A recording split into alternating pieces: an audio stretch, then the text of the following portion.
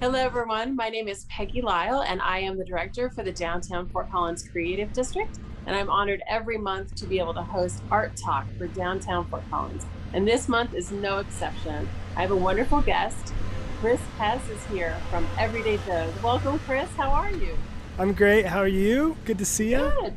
Nice to see you. I can't believe it's already August. I know. It is already August. It's the month where everything in Fort Collins changes again with all the students moving back. So here we go. True, right? Yeah, Fort Collins gets a whole facelift. It feels new Yeah. energy. Well, I try to say that, August and September are still definitely summer. I know people are like, well, summer's wrapping up, and that is not at all in my lexicon. I see. I'm the opposite. I'm like middle of July. I'm like, I think I can smell fall. I think maybe I can smell fall. Well, great. Well, So together we balance each other out great. really well. Great. Well, I'm super excited to talk about Everyday Joe's, and I wanted to start off first just getting a little history about the business. So tell me when you guys started and kind of what the business entails. You've got a lot under that roof. Yeah, we have a lot going on at 144 South Mason. We opened in 2003, and so it is crazy that it's been that long. We've That's really almost 20 years. I You're know coming up on 20 years. we're coming up. We forgot to celebrate 10. We forgot to celebrate 15. And so we're going to celebrate 20. We promised to do that.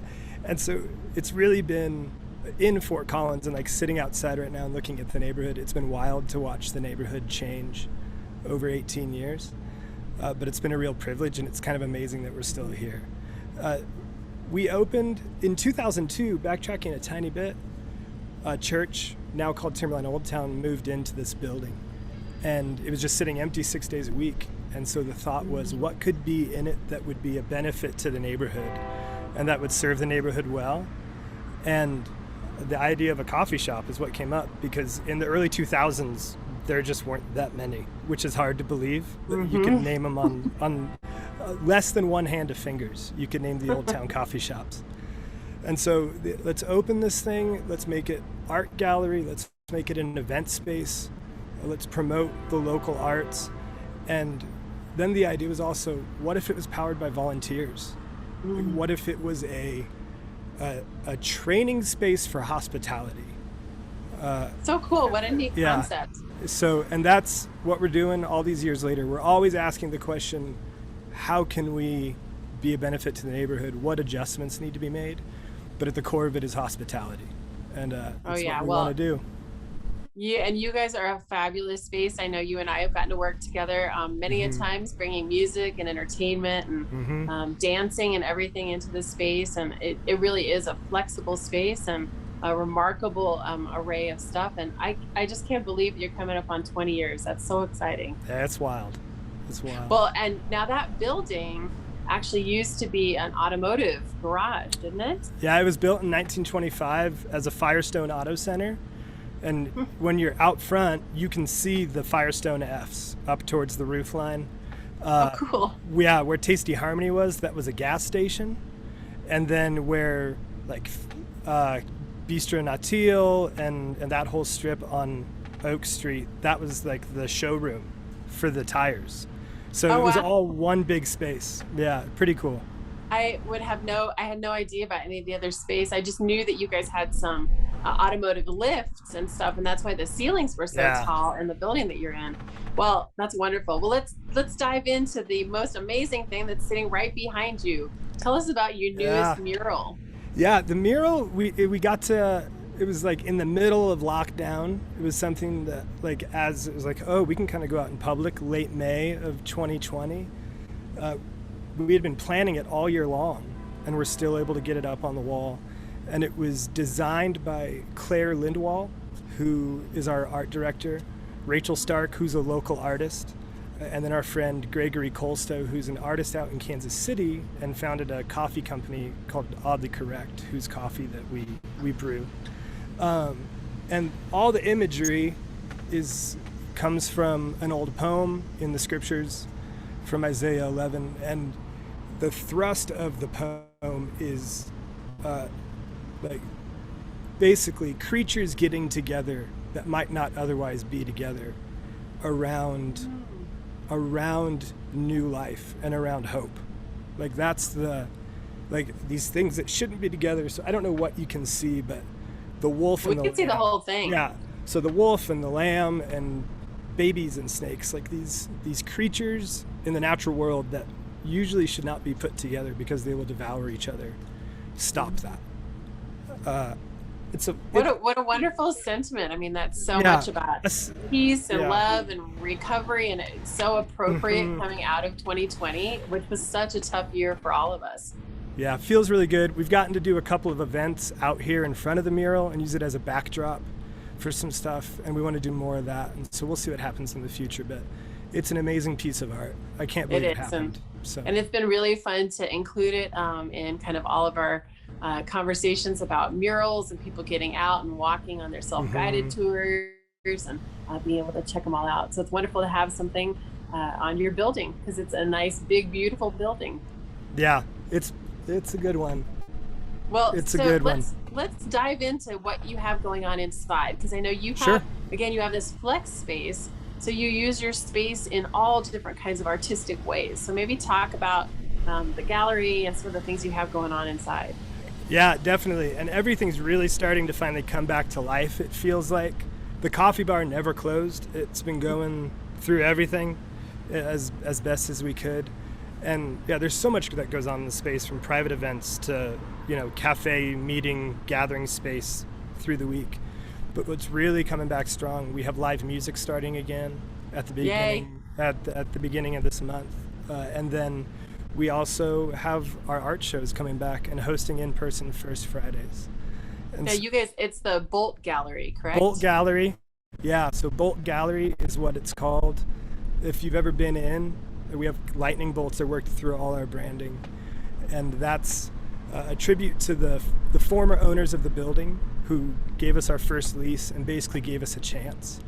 And so the lightning bolt is this it's this reminder, this icon to give people a chance, and that threads into the artists. Like, we want to seek out art that is like really it meets a certain level of expertise and quality, and then we want to encourage other artists to get to that certain level. And it's just, I know you guys also give a lot of opportunities to artists that maybe aren't being seen in the rest of the community. Definitely. Which I think is amazing. Even the mural, a lot of those names aren't necessarily folks who are doing murals, with art in public places, or just aren't as visible. So I love that you guys are integrating and giving artists a chance.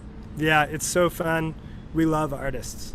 Everyone that is here is an artist on one level or another. So we're made up as a community of artists, and so we're like, hey, let's get your names out there. We see what you're doing. We see you. We know you. And we want everyone to see you and know you. So here's space. So it's so fun. Awesome. And if people wanted to ever put together a show or anything, how do they do that? How do they contact you? You can email art@everydayjoes.org. That's the best way. And we usually, towards the end of the year, for like November and December, we usually do a group show. So if you're an artist that maybe you don't have this full collection that is big enough to be its own installation in a big space, that group show is something where we pick a theme every year, and then we just put a spreadsheet out there to people who have shown interest. And it's like, okay, pick the part of the element of the theme you want to do art about, let's talk about it, and then it's up for a couple months at the end of the year. Oh, wonderful. And so now inside, you guys are actually hanging a whole new show in the Bolt Gallery. Is that correct? Yeah, there's a new show going up. I wish I could remember the name of the artist. I think, Peggy, there's probably a website people could go to. There is. To check this out. Am I correct? What a great prompt. Thank you. Yeah. Thank you. Everyone wants to go to downtownfortcollins.com. There's a list of all of the different folks who are participating as part of Art Walk, and that's the First Friday component, as well as all month long. And you can click through there and you can actually get right to Everyday Joe's, see Bolt Gallery, and see exactly the artist and what the show is kind of composed of. So that's going up now, but it's going to be up in a few months. Is that right? Yep. We usually do shows that are 2 months long, just because it's a lot of work to hang art in this space, because the ceilings are huge and the walls are huge, and we found that 30 days just wasn't enough. And so it'll be up all of August and September, and the artist that has their stuff up for those 2 months the first time she hung her stuff in the space was actually during one of those group shows. So, and that translated to like she sold her piece at that group show, and then was able to make enough art to have her own show this year. So we're really excited.